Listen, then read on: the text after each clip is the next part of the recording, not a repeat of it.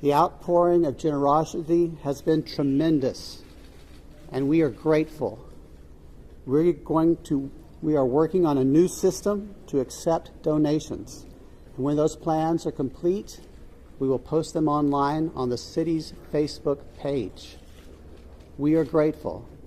We need a new system to handle the generosity of the world.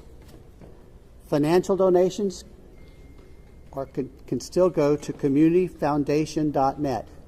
That's the Community Foundation of the Texas Hill Country. Again, we are grateful for the generosity of the world. Over and over, I've asked you to pray. It occurred to me that I haven't asked you for what to pray specifically. Please pray for those who mourn, for those who wait, and for those who help.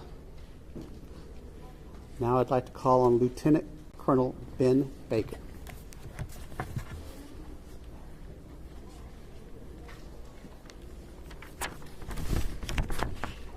Morning, everyone. Thank you for being here. My name is Ben Baker, Lieutenant Colonel for Texas Game Wardens. I'd like to start out by thanking the Mayor, Sheriff, Chief, our local state partners, Texas Department of Public Safety, and the many others that have responded to this tragic event. We as Texas are strong, and together we face adversity.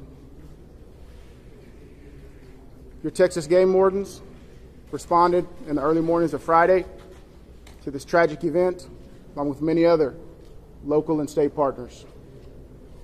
Since the early mornings of Friday, your Texas Game Wardens have had over 300 game wardens in the area, serving the people of the state of Texas and the citizens of Kerr County.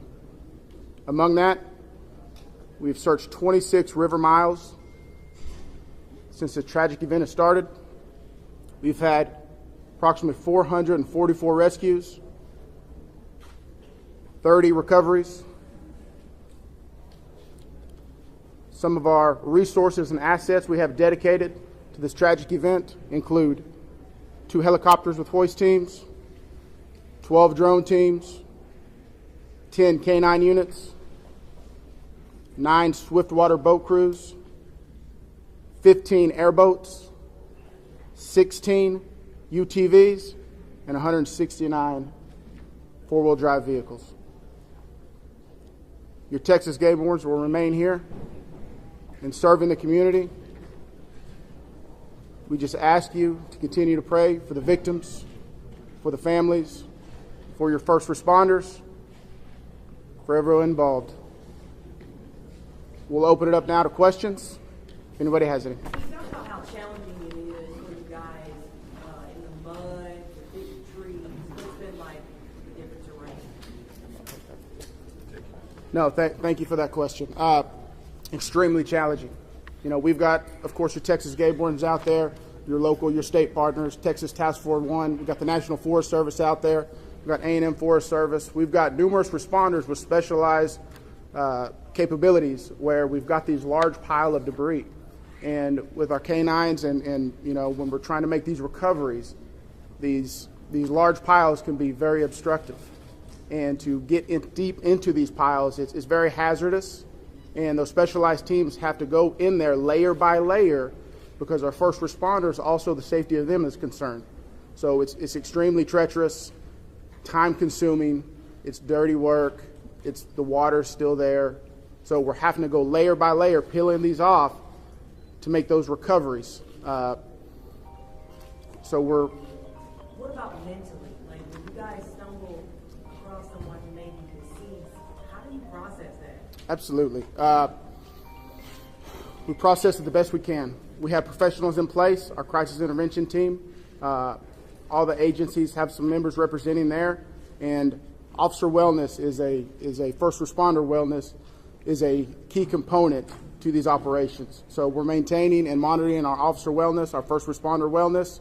We're making sure they have the support. It's very tragic whenever you see human life, but to see a child and that loss of life is extremely tragic. More rain I have a is expected question. to come down west of us, and eventually it's going to get down to Guadalupe River. Is that going to put a halt to the searches? And if not, how are you going to change the trajectory of the search and rescue operations? So with the water coming down, that's always a concern, and I'm sure you've been monitoring the last couple of days where we've had some reports of maybe some additional water coming in. Obviously, that's going to impact the search and recovery efforts. Us with numerous other agencies do have air capabilities, drone capabilities. We've got numerous fixed-wing rotary helicopters here.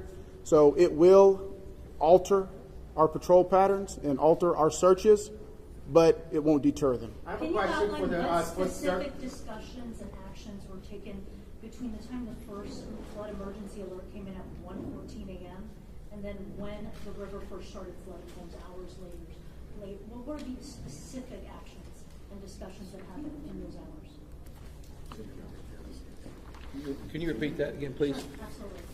I would like to know, if you could outline, please, what the specific actions and discussions were that local officials took between 1:14 a.m., that's when the first flood emergency alert came out, and hours later when the river first started flooding. What happened in those hours?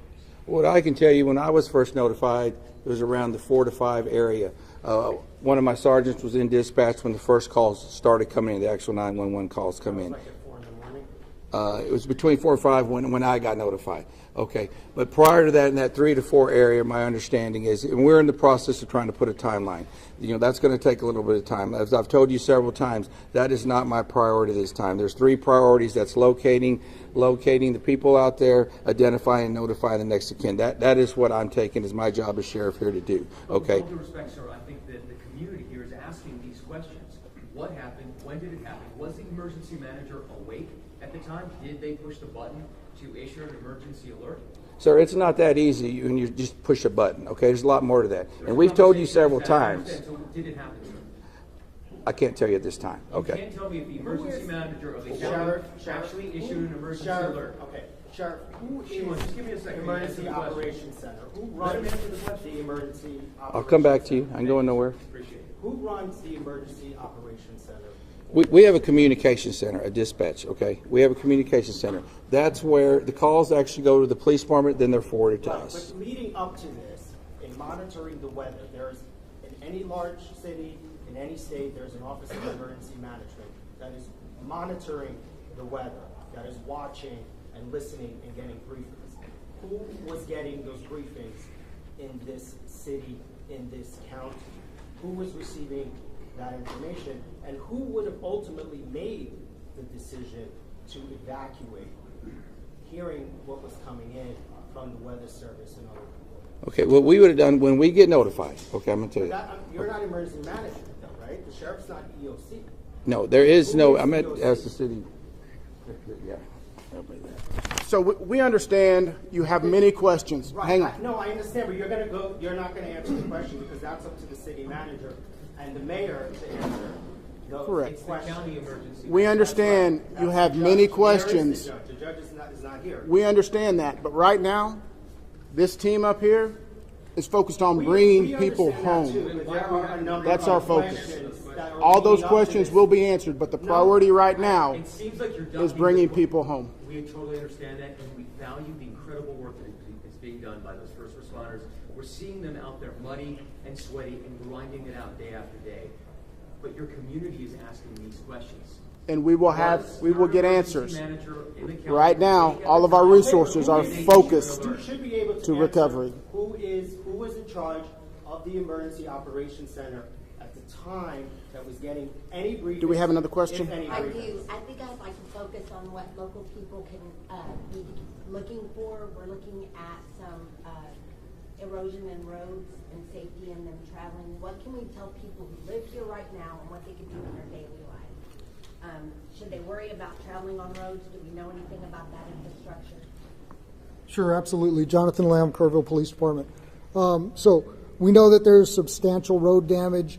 Some roads have been closed for safety. We've got crews out there in the county shoring them up and making sure that people can travel to and from. What we're asking for the public to do to assist us is if they believe that they have seen someone, a victim, notify emergency services. Call 911, let us know, or use our non-emergency numbers, area code 830-257-8181. Contact our dispatch team and we will send officers out there. We also ask folks to limit their travel. Our first responders have had a very difficult time getting to where they need to go because of the amount of people who are flooding our roadways. We understand there's natural curiosity. People want to come here and see the flood damage. Now is not the time for sightseeing. This operation is ongoing and continuous, and it will continue. I've got time for one more question. Last question. As far as I know, the last live rescue, unless there's new information, and I don't believe there is, was made on Friday.